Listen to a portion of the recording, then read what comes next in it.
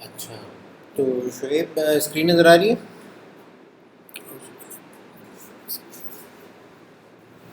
ये लिब्रा आ रही है। अच्छा, ज़बरदस्त।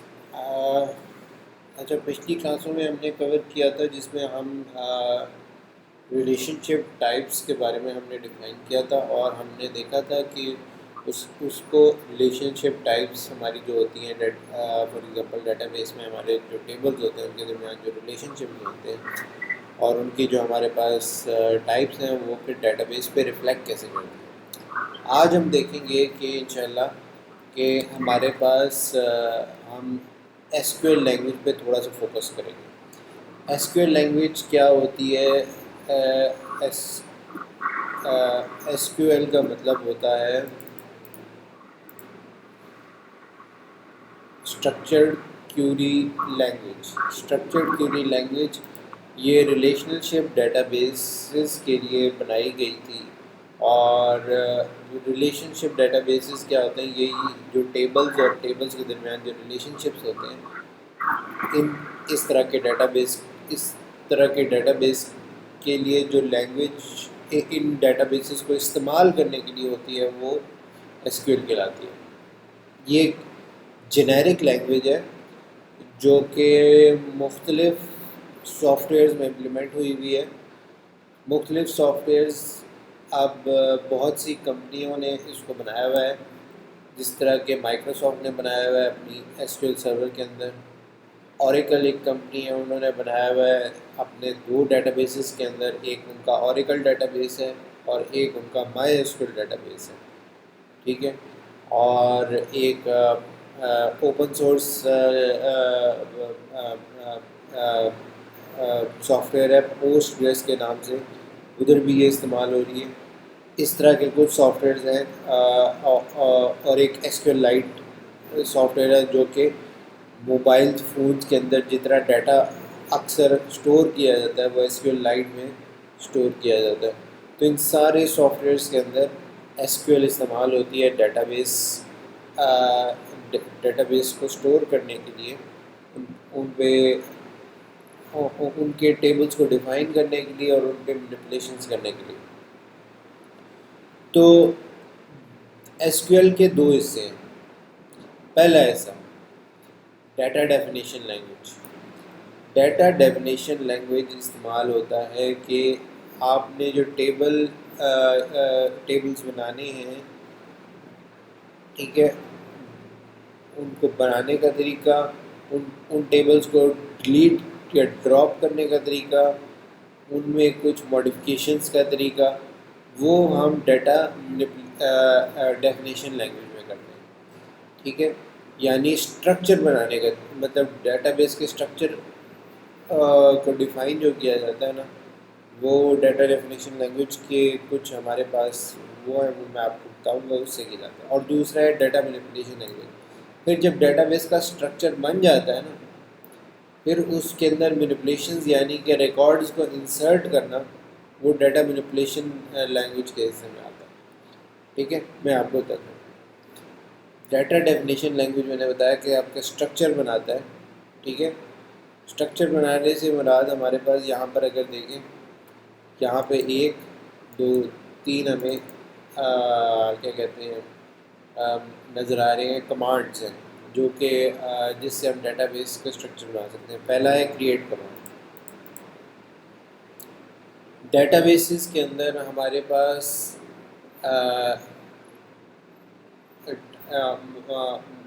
फॉर एग्ज़ाम्पल हम एसक्यूएल इस्तेमाल कर रहे हैं, उसके अंदर हम कहते हैं कि हम डेटाबेस का एक इंस्टेंस जब सिस्टम में हमारा डेटाबेस चल रहा है तो उसके अंदर फॉर एग्जांपल एक सिस्टम डेटाबेस का चल रहा है, तो उसके अंदर हमारे पास मल्टीपल उस सिस्टम के अंदर मल्टीपल डेटाबेसेस क्रिएट किए जा सकते हैं। ठीक है। और मल्टीपल डेटाबेस जो क्रिएट किए जा सकते हैं वो क्रिएट डेटाबेस की कमांड्स हैं। फिर हर डेटाबेस के अंदर अपने ढेर सारे टेबल्स क्रिएट किए जा सकते हैं। ठीक है। तो ये टेबल से रिलेट हो गया। अच्छा, व्यूज़ जो होता है वो मैं आपको बाद में बताऊंगा व्यूज़ क्या होता है। लेकिन अभी आप डेटाबेस और टेबल से रिलेटेड हम क्रिएशन कर सकते हैं। व्यूज़ को अभी छोड़ दें। व्यूज़ क्या होता है? व्यूज़ आपको बाद में जब डाटा मैनिपुलेशन आप कर लेंगे फिर मैं आपको बताऊँगा व्यूज़ क्या होते हैं। तो हमारे पास जो डेटाबेस की क्रिएशन है और डेटाबेस के अंदर जो टेबल्स की क्रिएशन है उसके लिए हमारे पास क्रिएट की कमांड की जाती है। अब मैं आपको बताता हूँ डेटाबेस दिखते किस तरह के हैं। फॉर एग्ज़ाम्पल मैं यहाँ पर अपना माइक्रोसॉफ्ट का एसक्यूएल सर्वर है, ठीक है। इसमें मैं ये वाला सर्वर इंस्टेंस है एसक्यूएल सर्वर का, उस पर कनेक्ट किया।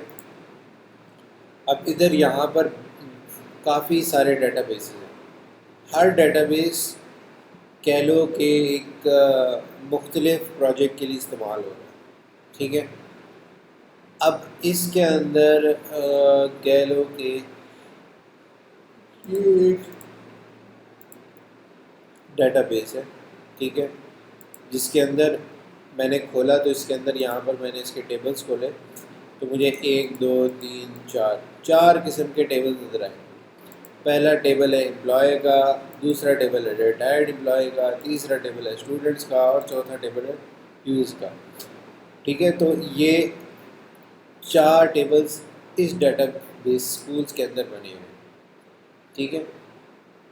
तो डेटाबेस क्रिएट करने के लिए कमांड क्या है? सिंपल, क्रिएट डेटाबेस और डेटाबेस का नाम, ठीक है।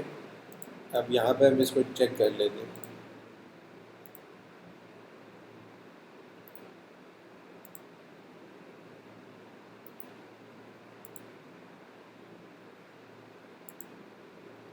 ठीक है, ये कमांड मैंने चलाई। अब यहाँ पे मैं इसको रिफ़्रेश करता हूँ और देखता हूँ कि इस नाम का एक नया डेटाबेस बन गया, ठीक है। अब क्या करते हैं? अब इसके अंदर हम टेबल क्रिएट कर देते हैं। हाँ, ये वाला।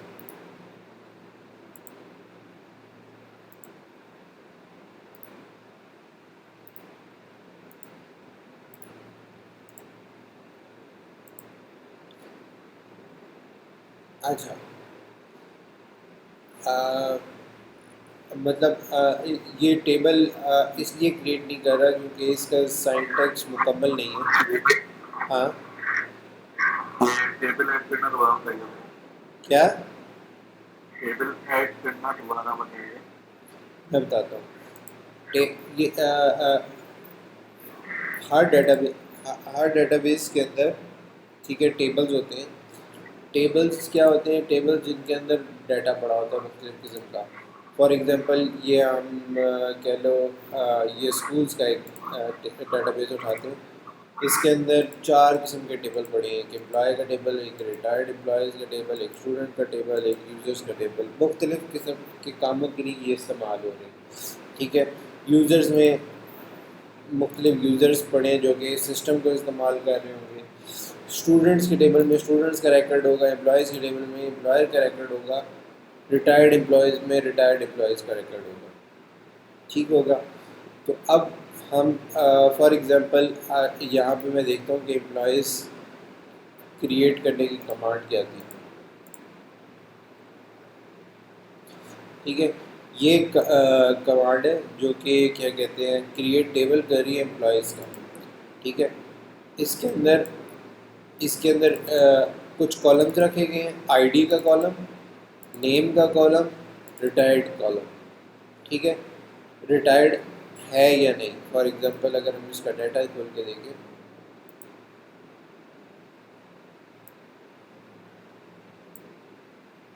ठीक है, तो यहाँ पर रखा गया है कि एम्प्लॉय की आईडी, ठीक है, एम्प्लॉय का नाम और ये रिटायर्ड है या नहीं, इसमें एक कैरेक्टर रखा गया है जिसमें वाई या एन रखा गया है, ठीक है, यस या नो, ठीक है। इन्होंने डेटाबेस रखा है, किसी तरह भी रख सकते हैं, ठीक है। यहाँ पर हमारे पास ये जब हम टेबल क्रिएट कर रहे हैं, ठीक है, तो इसके अंदर हम सबसे पहले यहाँ पर जितने कॉलम्स हैं ना वो बताएंगे। कि कॉलम्स कौन कौन से हैं, ठीक है।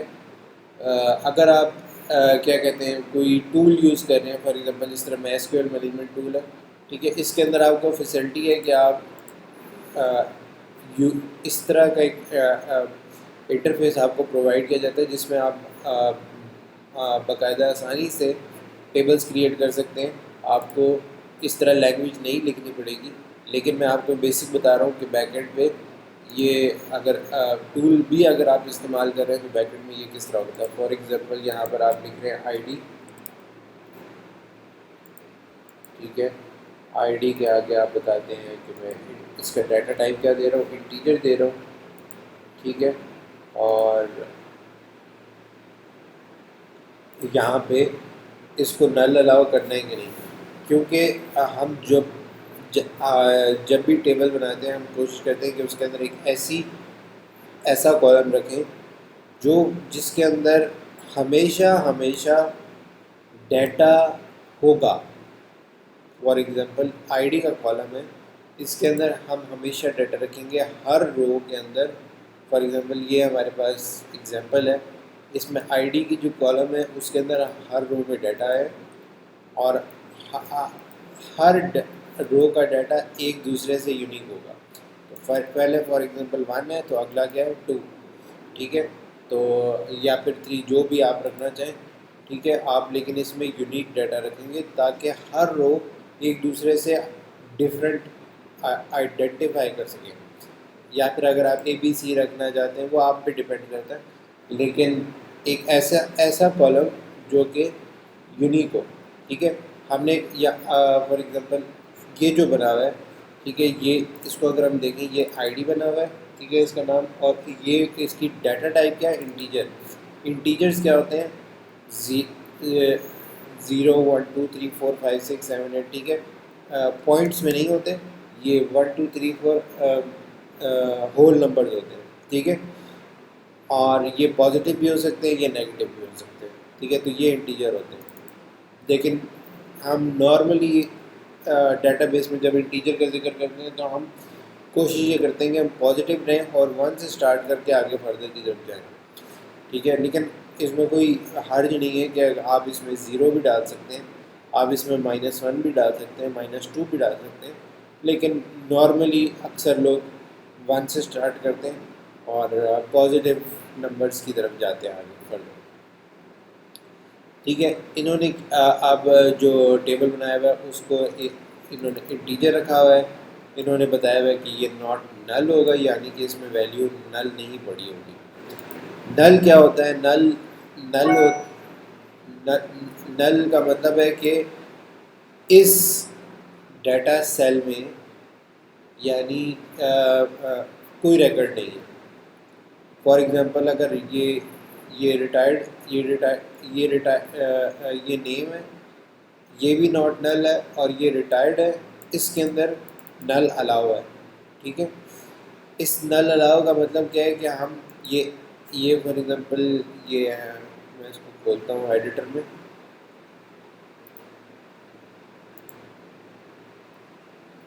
ठीक है, ये हम यहाँ पर नल भी डाल सकते हैं।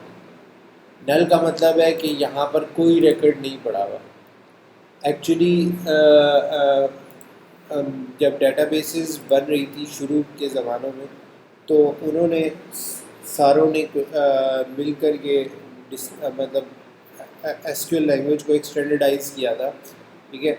एसक्यूएल के कुछ कॉन्सेप्ट्स होते तय किए थे कि इसमें कुछ स्टैंडर्ड कॉन्सेप्ट्स होने चाहिए, ठीक है। उन कॉन्सेप्ट्स में बहुत सारी चीज़ें, जिसमें मैंने अभी आपको बताया कि रोज़ के अंदर प्राइमरी कीज़ होनी चाहिए, और भी बहुत सारी चीज़ें मैं आहिस्ता आहिस्ता आपको बताऊँगा।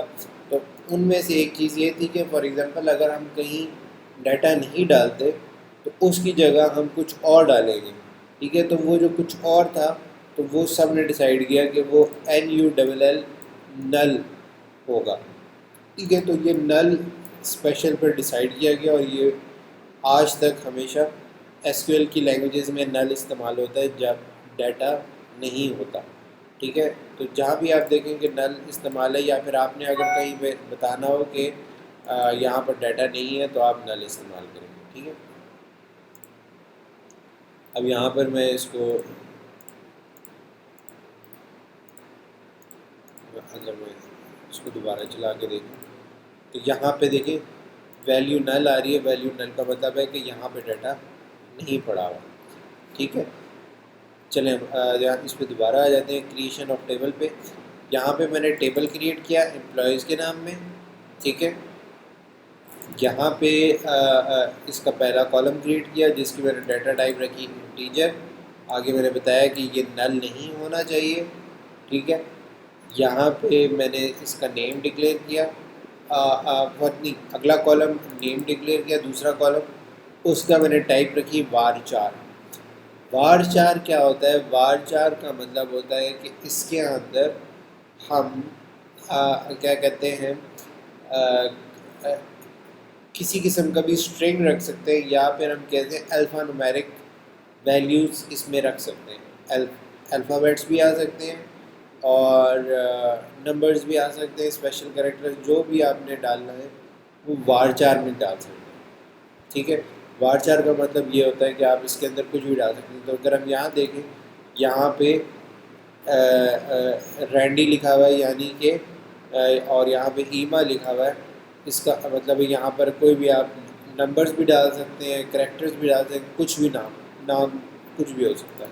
ठीक है, तो ये यूज़र जो भी डालना चाहे इसमें डाल सकते हैं। ठीक है, और इन्होंने इसकी लिमिट रख दी है 30। ठीक है, ये जो ब्रैकेट में आ गया है इसकी लिमिट है, यानी कि जो भी यहाँ नाम आप डालेंगे वो आप कुछ भी डाल सकते हैं, लेकिन उसकी जो लिमिट है कैरेक्टर्स की लेंथ उसकी 30 होगी। और वो भी नॉट नल, यानी आप इसमें इस कॉलम में भी कुछ ना कुछ डालेंगे, आप इसमें नल नहीं डाल सकते। इसकी टेस्टिंग के लिए हम यहाँ पर, अगर मैं ये फॉर एग्जांपल ईमा है, इसकी जगह नल डालने की कोशिश करूँ तो क्या डलेगा? नहीं। Invalid value for the cell row 2 column 2, यानी रो 2 और कॉलम 2 में आप नल नहीं डाल सकते क्योंकि इस सेल में नल अलाउ नहीं है। यहाँ पे देखें हमने डिफाइन किया हुआ है नॉट नल, यानी कि ये नल नहीं हो सकता। तो यहाँ पे मैंने डालने की कोशिश की नल, लेकिन नल नहीं डला। ठीक है, तो अभी यहाँ पर मैं एस्केप दबाता हूँ और ये कैंसिल हो गया। ठीक है, तो नल का मतलब क्या होता है कि हम इसमें नल वैल्यू डाल सकते हैं, यानी कि नल का मतलब कुछ भी नहीं होता, यानी हम कुछ भी नहीं अगर डालना चाहें तो नल। तो वो एक तरह से इस जगह पे ये तो हम यहाँ पे डाल रहे हैं ना, आपको ये नहीं पता कि बैकएंड में ये किस तरह स्टोर हो रहा है। ये बैकएंड में हार्ड ड्राइव पे स्टोर हो रहा है। ठीक है, अंदर इसके अपने ये तो आपको विजुअली नज़र आ रहा है, लैंग्वेज भी विजुअली है थोड़ी बहुत, लेकिन ये बैकएंड पे किसी बाइनरी वैल्यूज़ की फॉर्म में स्टोर हो रहा होगा। ठीक है, तो वहाँ पर जो जहाँ नल होगी वहाँ पर कुछ भी नहीं सेव होगा, और जहाँ पे कोई वैल्यू होगी वहाँ पर किसी किस्म की बाइनरी फॉर्म में इंफॉर्मेशन रखी जाएगी। ठीक है, तो जहाँ नल है, नल का मतलब वहाँ पर कुछ नहीं रहेगा। ठीक हो गया। अगला क्या है? अगला कॉलम है रिटायर्ड, जिसका इन्होंने रखा हुआ है 4 का मतलब भी कैरेक्टर्स हैं। ठीक है, और इधर इन्होंने लिमिट रखी है 1 की। ठीक है, यानी कि सिंगल कैरेक्टर्स में आपके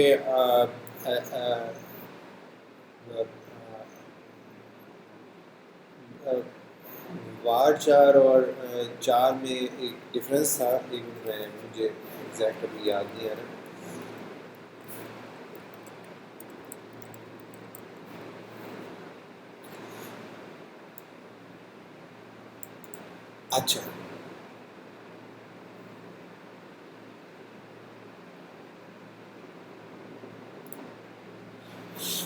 अच्छा, वार4 और 4 में फ़र्क ये है कि इवन आपने यहाँ पर बता दिया है कि आपका 30 करेक्टर्स है। ठीक है, और लेकिन जब आप इसमें डाटा डालते हैं, फॉर एग्जांपल आपने रेडी डाला और ईमा डाला, ठीक है, तो इस नेम जो बैकएंड में जो हार्ड ड्राइव में स्टोर होता है ना, वहाँ पे सिर्फ जितने आपने करेक्टर्स इस्तेमाल किए, फॉर एग्जांपल रैंडी में कितने करेक्टर्स हैं? आर में 1 2 3 4 5 कैरेक्टर्स इस्तेमाल किए तो 5 कैरेक्टर्स की जगह लेगा बैकएंड जहाँ पे ये स्टोर होगा, ठीक है। और ईमा में कितने कैरेक्टर्स हैं, 1 2 3 4 5, इसमें 5 है। फॉर एग्जांपल मैं इसका एक कम कर देता हूँ, ठीक है। तो अब ये कितने, अच्छा नहीं इसमें 3 थे तो 4 थे, 1 2 3 4 तो अब ये बैकएंड पे क्या, बैकएंड पे 4 की जगह लेगा, ठीक है। और अगर मैं अगर इसमें नल अलाउ होता, नल डालता तो नल एक की जगह लेता, ठीक है। तो जितने आप करेक्टर इस्तेमाल करते हैं उतनी जगह।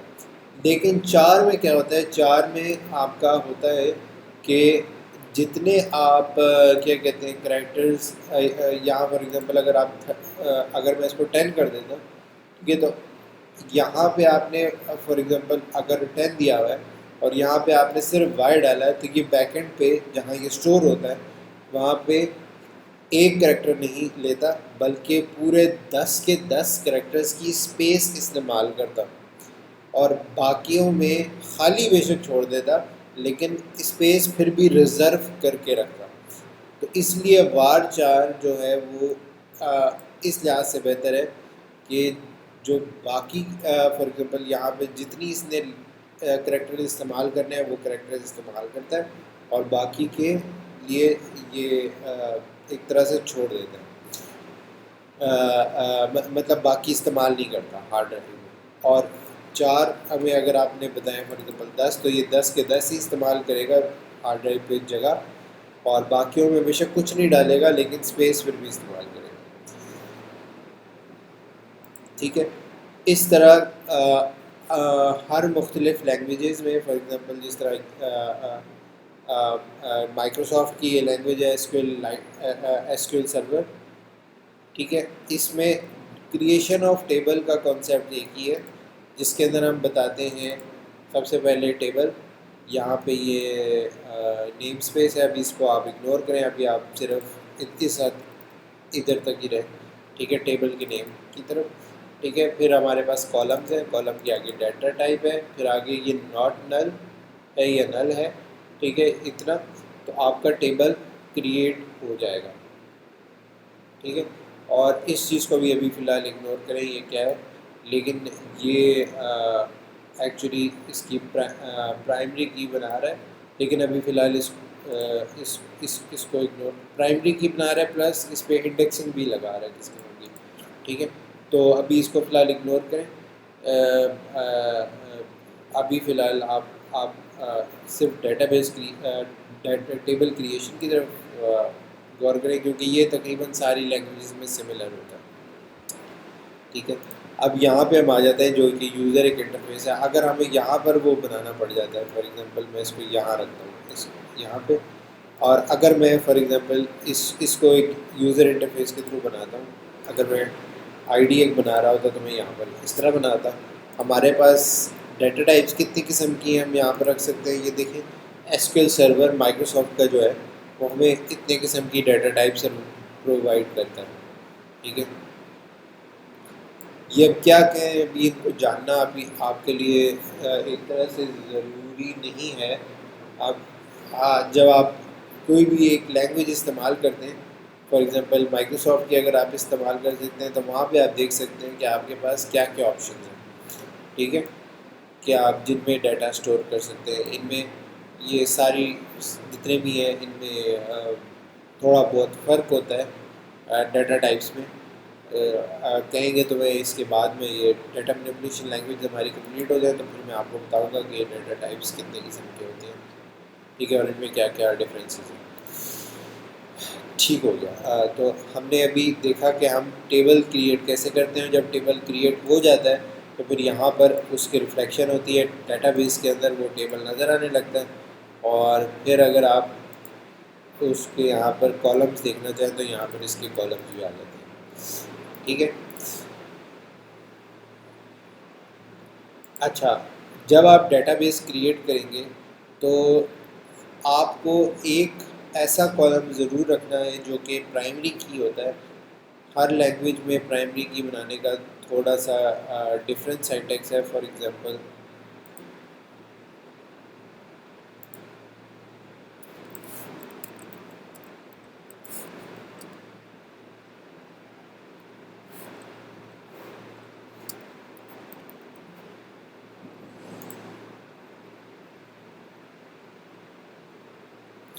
जो कि जेनेरिक तरीका है वो मैं आपको बताना चाह रहा हूँ।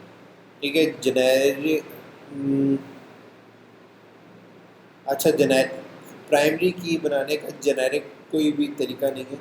मैंने जिस तरह बताया हर लैंग्वेज में इसको बनाने का डिफरेंट है, लेकिन जो अभी मैंने आपको एक चीज़ बताई है कि जो कॉलम नेम्स है, फॉर एग्जांपल ये देखो कॉलम नेम बन रहे हैं, आईडी बन रहा है, लास्ट नेम बन रहा है, फर्स्ट नेम बन रहा है, एज बन रहा है। ठीक है, अब ये दो किस्म की डेटाबेस है, एक ये माई एसक्यूएल है और ये है एसक्यूएल सर्वर, ओरेकल और एमएस एक्सेस में प्राइमरी की बनाने का तरीका।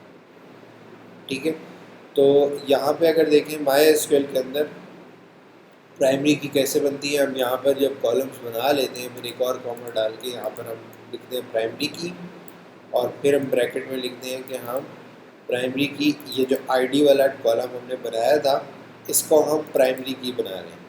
प्राइमरी की मैं दोबारा रिपीट करता हूँ, क्या होता है प्राइमरी की होता है कि आप एक ऐसा कॉलम आप अपने टेबल में बनाते हैं जो कि हम कहते हैं कि हर सूरत में यूनिक होगा। और अगर आप फॉर एग्ज़ाम्पल अभी हम यहाँ पर इसमें अगर डेटाबेसेस में आए, ठीक है, ये देखिए ये जो आईडी है ये यूनिक है, पहला 1 था 2 था।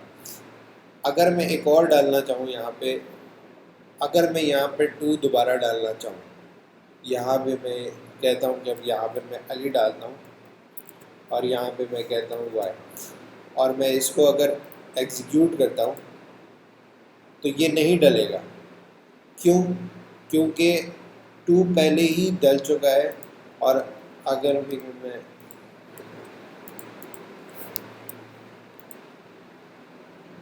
3 डालूँ, 3 डाल गया, अगर मैं इस 3 को 2 करने की कोशिश करूँगा तो मुझे एरर आएगा, कहेगा कि आप प्राइमरी की वायलेशन कर रहे हैं। प्राइमरी की वायलेशन क्या है कि आप प्राइमरी की कॉलम में एक डाटा को दोबारा रिपीट नहीं कर सकते। ठीक हो गया, प्राइमरी की कॉलम में आप उसको दोबारा रिपीट नहीं कर सकते, आपको हर बार यूनिक डाटा देना पड़ेगा। ठीक है, लेकिन अब ये जैसे नेम है ये प्राइमरी की नहीं है, इसमें मैं रैंडी को दोबारा इस्तेमाल कर सकता हूँ। अब ये देखो 3 इसने अलाउ कर दिया, मैं इसको एग्जीक्यूट भी कर रहा हूँ, देखो रैंडी भी अलाउ किया हुआ है, मैं इधर ईमा भी लिख सकता हूँ। ठीक है, ये नॉर्मल कॉलम है और इसके अंदर आप क्या कहते हैं कोई भी डाटा डाल सकते हैं, बेशक यहाँ रिपीट हो। ठीक है, इसी तरह डेटाबेस में फॉर एग्जांपल एक ही किस्म के नाम कई बार रिपीट हो जाते हैं, लेकिन वो हो सकता है कि डिफरेंट यूज़र हो। ठीक है, अब फॉर एग्जांपल मेरा नाम अली है, फॉर एग्जांपल मैं एक किसी स्कूल में पढ़ता हूँ। ठीक है, तो क्या कहते हैं मेरे नाम का एक और बंदा भी उस स्कूल में पढ़ सकता है। ठीक है, तो ये पॉसिबिलिटी है, लेकिन अब वो बंदा मेरे से डिफरेंट है, इसको आइडेंटिफाई करने के लिए हम कह सकते हैं कि कॉलम बना देंगे रोल नंबर के नाम से और वो रोल नंबर्स यूनिक होंगे, तो हम उस रोल नंबर को प्राइमरी की बना सकते हैं और उसको यूनिक कर सकते हैं और फिर हर बच्चे को बता देंगे कि भाई आपका ये यूनिक रोल नंबर है, इस स्कूल में आपको अगर पुकारा जाएगा तो इस रोल नंबर के नाम से पुकारा जाएगा। ठीक है, क्योंकि अली के नाम से और लोग भी मौजूद हैं, तो फॉर एग्जांपल एग्ज़ाम में बैठेंगे, कहीं भी आप इस स्कूल में काम करेंगे तो आप इस रोल नंबर की बेस पे काम करेंगे। ठीक हो गया, ठीक है, तो मैं आपको बताया था प्राइमरी की बनाने का तरीका। ठीक है, माई एसक्यूएल में इस तरह होता है और बाकी फॉर एग्जांपल एसक्यूएल, ओरेकल और एमएस एक्सेस में प्राइमरी की हम इसी के आगे जो नॉट नल है इसके आगे स्पेस डाल के प्राइमरी की अगर लिखें तो वो बन जाएगी। ठीक है, तो बहरहाल आपको एटलीस्ट पता होना चाहिए कि प्राइमरी की बनती है। एक लैंग्वेज में भी अगर आपको पता हो तो आप दूसरी लैंग्वेज में बना सकते हैं, लेकिन जो बाकी ये कॉलम्स बनाने का तरीका है ये स्टैंडर्ड है और ये सब में एक जैसे ही है।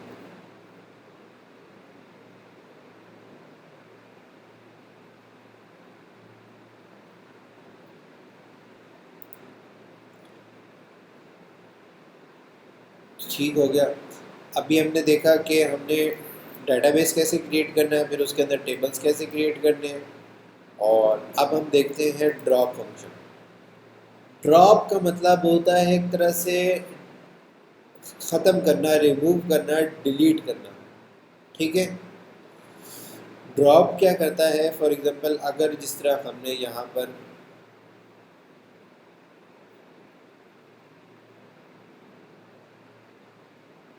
ये टेबल बनाया था,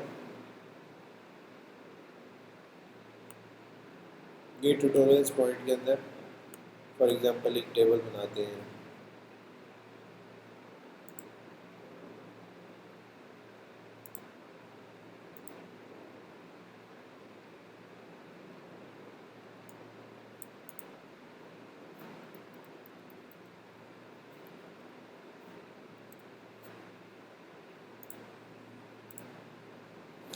ठीक है, अब मैंने ये एम्प्लॉयज़ का टेबल ना इसके अंदर भी बना दिया। इसको मैं रिफ़्रेश करता हूँ, यहाँ पे मैंने एम्प्लॉयज़ का टेबल बना दिया।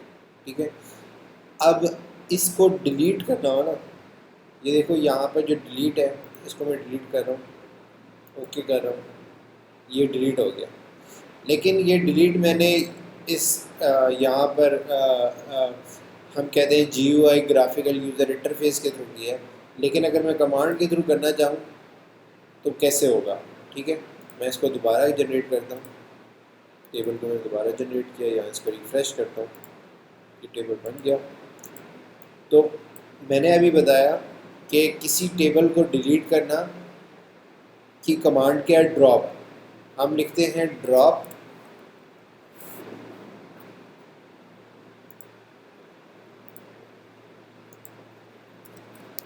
ड्रॉप टेबल और आगे हम लिख देंगे टेबल का नाम। फॉर एग्जांपल एम्प्लॉयज़ का टेबल है, यहाँ पे लिख देंगे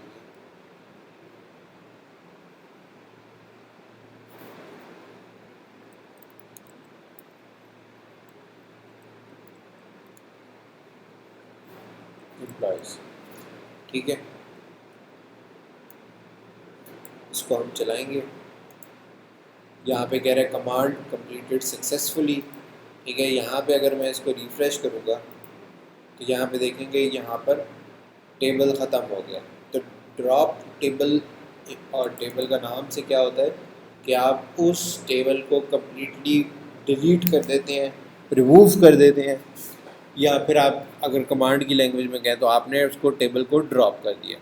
ठीक है, ड्रॉप क्या करता है, एक तरह से उसको ख़त्म कर देता है। ठीक है, पहले आपने देखी क्रिएट की, क्रिएट डेटाबेस, क्रिएट देखें, क्रिएट डेटाबेस भी क्रिएट करता है और क्रिएट टेबल भी क्रिएट करता है। ठीक है, तो आपने बताना है कि आप क्या क्रिएट करना चाह रहे हैं। क्रिएट लिखा, डेटाबेस लिखा और आगे फिर डेटाबेस का नाम लिख दिया।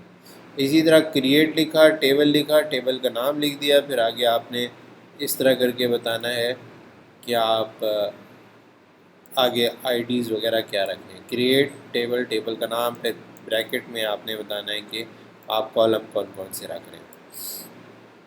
ठीक है, कॉलम, कॉलम का नाम, उसका डाटा टाइप वो नल होना चाहिए या नहीं। और अगर आप यहाँ पे डाटा टाइप रख रहे हैं तो डाटा टाइप के आगे ब्रैकेट में आप ये भी बता सकते हैं कि डाटा टाइप फॉर एग्ज़ाम्पल अगर आपने वारचार रखा है तो इसकी लेंथ क्या है ये भी आप बता सकते हैं। इन्होंने 255 कैरेक्टर्स रखा है।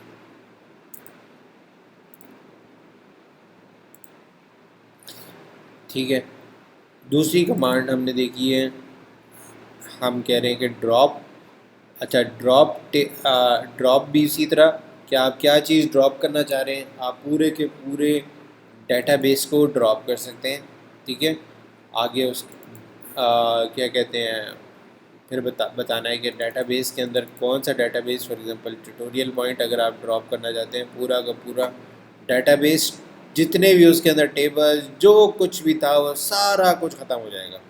ठीक है, फॉर एग्जांपल अगर ये डेटाबेस आप डिलीट करना मैं लिखूँ ड्रॉप डेटाबेस और ट्यूटोरियल पॉइंट, तो ये पूरा का पूरा डेटाबेस डिलीट हो जाएगा। इसके अंदर जितना भी मवाद होगा वो सब चला जाएगा। फॉर एग्ज़ाम्पल मैं इसके अंदर एक का टेबल ये दोबारा क्रिएट कर देता हूँ, मैं इसको रिफ़्रेश करता हूँ, इसके अंदर टेबल पड़ा है। अब मैं क्या कर रहा हूँ, ये लिख रहा हूँ ड्रॉप डेटाबेस ट्यूटोरियल्स पॉइंट, तो क्या होगा, ये ड्रॉप हो जाएगा। अभी देखिए मैं इसको एग्जीक्यूट कर रहा हूँ, क्यों नहीं, अच्छा ये कह रहा है करंटली इस्तेमाल हो रहा है। इसको मैं थोड़ी देर के लिए कर रहा हूँ ऑफलाइन।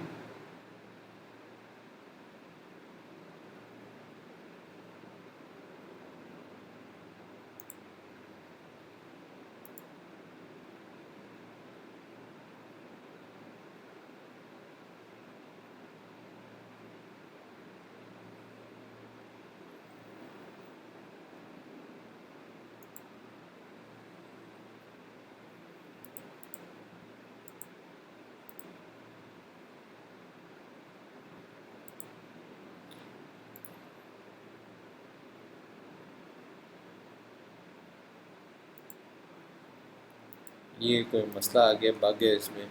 एनी हाउ आपको ये बस ये पता होना चाहिए ड्रॉप डेटाबेस ट्यूटोरियल पॉइंट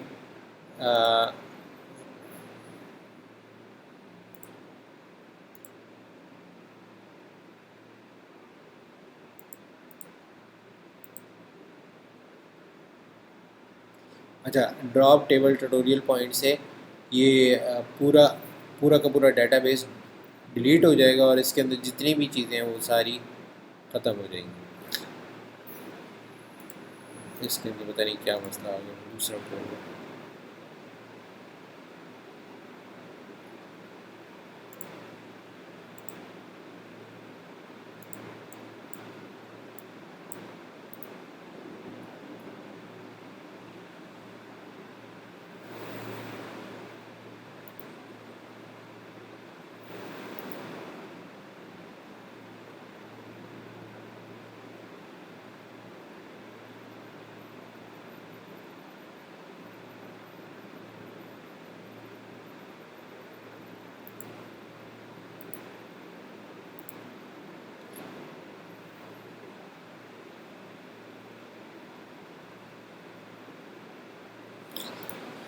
अच्छा आपको मैंने कमांड बता दी है, उससे ये डिलीट हो जाता है, बस इतना पता होना चाहिए। वो अभी कोई मसला आ रहा है, कनेक्शंस उसके साथ लगे हुए हैं इसलिए डिलीट नहीं हो रहा। अच्छा, दूसरा है कि ड्रॉप टेबल, इससे क्या मैंने आपको बताया, इससे फॉर एग्ज़ाम्पल आप यहाँ पे लिखें टेबल का नाम, तो टेबल डिलीट हो जाएगा।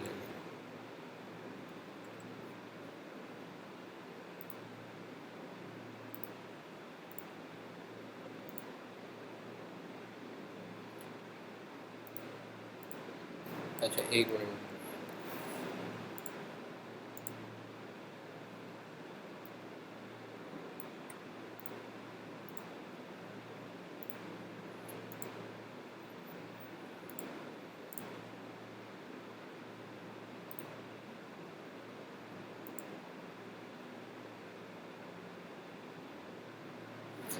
इसके साथ कुछ मसला आ गया। एनी हाउ फॉर एग्ज़ाम्पल ये टेस्ट डेटाबेस है, इसके अंदर हम कुछ डिलीट करते हैं। ये जेंडर है, इसको डिलीट करते हैं। एक नया टेबल इसके अंदर क्रिएट करते हैं, फॉर एग्ज़ाम्पल टेस्ट के अंदर यूज टेस्ट।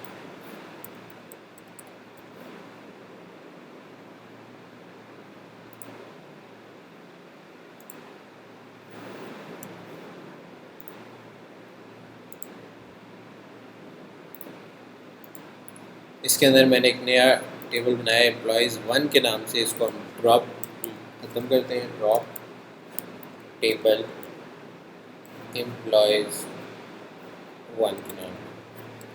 तो ये जो टेबल है ये कमांड कंप्लीटेड सक्सेसफुली, ये डिलीट हो गया।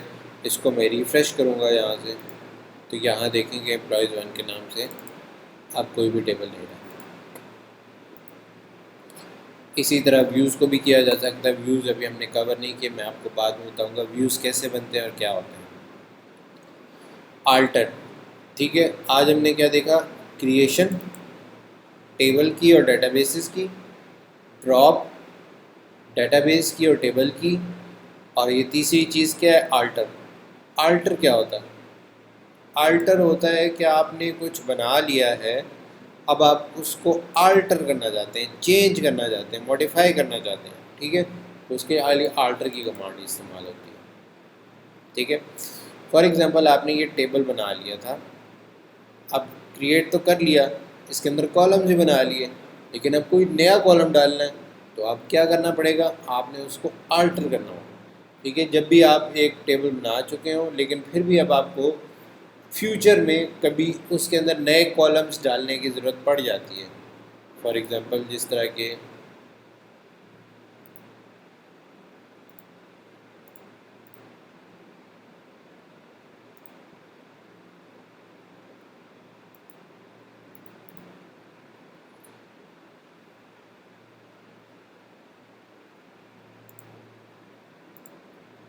ये स्कूल्स का है, ठीक है, हम इसको देख लेते हैं। स्कूल्स के अंदर स्टूडेंट है, अब इसके अंदर हमने एक नया कॉलम कोई डालना है, फॉर एग्ज़ाम्पल कह लें फर्स्ट नेम, अगर हम इसके अंदर डालते हैं हम क्या करेंगे, हम लिखेंगे आल्टर टेबल, हम टेबल को आल्टर करने लगे, ठीक है, ठीक है। कौन, फिर आगे बताएंगे कौन सा टेबल, हम स्टूडेंट्स के टेबल को आल्टर कर रहे हैं, ठीक है। फिर आगे बताएंगे कि हम क्या करने लगे, हम इसमें आल्टर क्या चीज़ कर रहे हैं, मतलब आल्टर के आगे भी मतलब मुख्तलिफ़ चीज़ें होती हैं। अगर हम देखें एसक्यूएल में,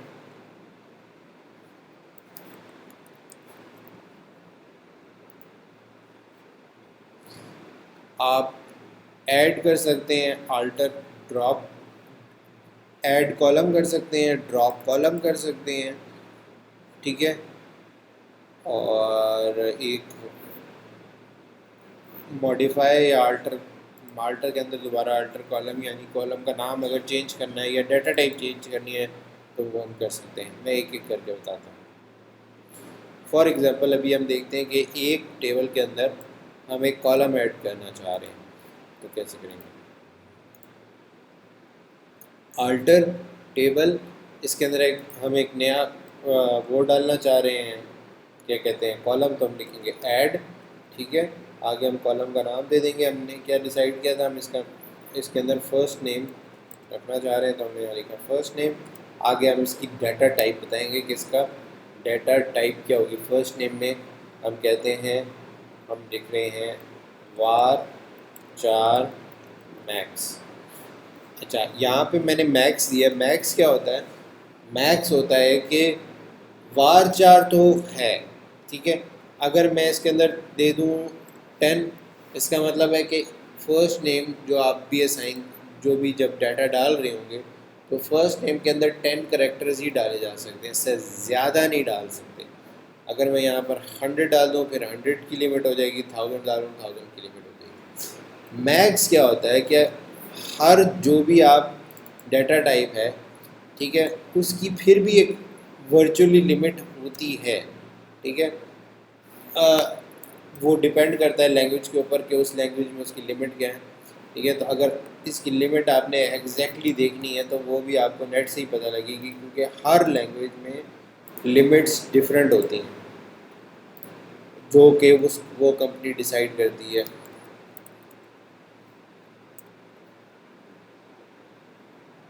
ठीक है, अब मैं एसक्यूएल सर्वर में देखता हूँ कि एसक्यूएल सर्वर में मैक्सिमम कितनी है, 8000 कैरेक्टर्स, ठीक है। माई एसक्यूएल में कितनी है,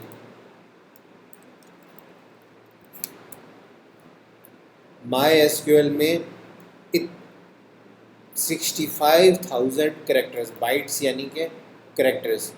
अब मैंने आपको बताया कि हर लैंग्वेज में डिफरेंट होती है। अब वार 4 की मैंने आपको बताया एसक्यूएल सर्वर में कितनी, 8000 कैरेक्टर्स, और यहाँ पे MySQL में क्या है 65,535 करेक्टर्स। ऑरिकल में देख लेते हैं, ऑरिकल में कितनी है। ऑरिकल में 4,000 करेक्टर्स हैं। ठीक है, तो अभी आपने देख लिया कि हर लैंग्वेज में एक्सेस कितनी है, MS एक्सेस।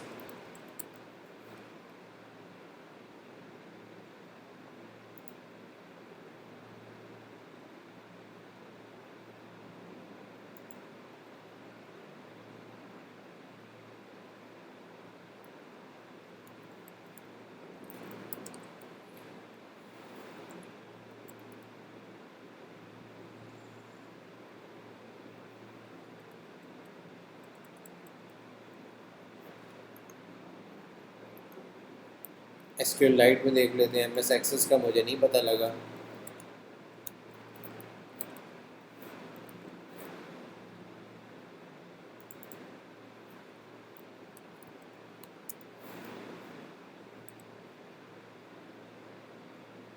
SQLite में अनलिमिटेड है, यानी जितनी मर्जी आप डालना चाहें।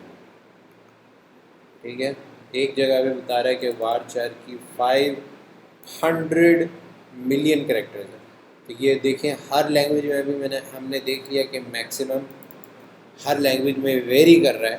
ठीक है, तो हम यहाँ पर लिख देते हैं मैक्स, यानी कि जितनी भी वो लैंग्वेज अलाउ करती है उतनी हम इसको दे रहे हैं। समझ रहे हैं?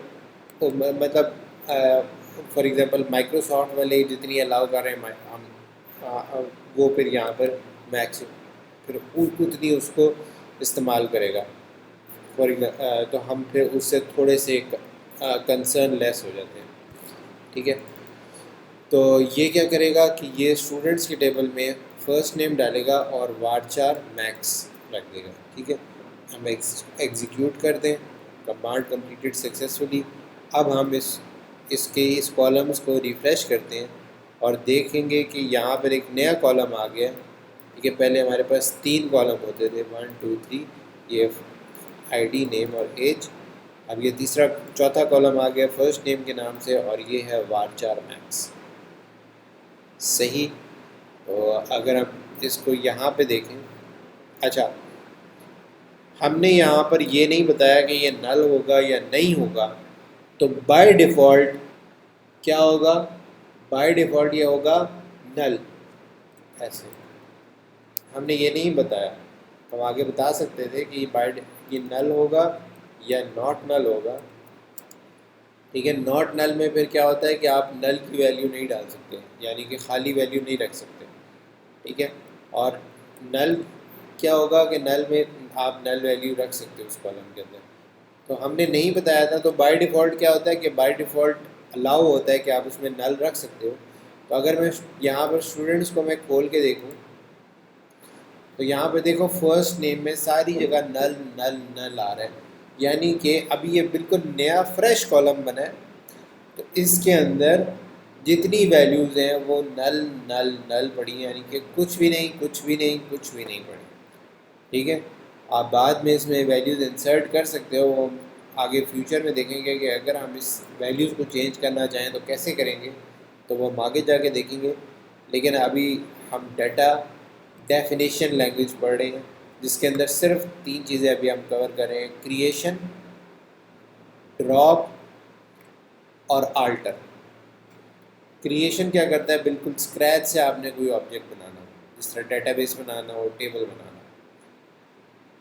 ड्रॉप क्या करता है, उसको ड्रॉप करता है, उसको डिस्ट्रॉय करना है, उसको ख़त्म करना है। और आल्टर क्या कर रहा है, उसको मॉडिफाई करना है। समझ आ रही है शेर?